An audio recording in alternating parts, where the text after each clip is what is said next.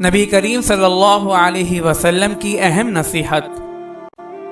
حضرت عقبہ بن عامر رضی اللہ تعالی عنہ فرماتے ہیں کہ حضور صلی اللہ علیہ وسلم نے 8 سال کے بعد شہدائے احد پر اس طرح نماز جنازہ پڑھی گویا کہ آپ زندہ اور مردہ لوگوں کو رخصت فرما رہے ہیں،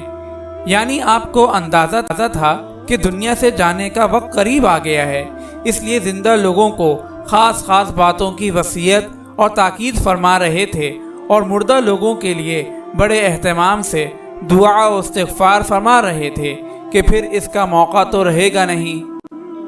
پھر آپ صلی اللہ علیہ وسلم منبر پر تشریف فرما ہوئے اور فرمایا، میں تم لوگوں سے پہلے آگے جا رہا ہوں اور میں تمہارے حق میں گواہ بنوں گا، اور تم سے وعدہ ہے کہ حوض کوثر پر تم سے ملاقات ہوگی، اور میں اپنی اس جگہ سے اس وقت حوض کوثر کو دیکھ رہا ہوں کیونکہ اللہ تعالی نے درمیان کے تمام پردے ہٹا دیے ہیں۔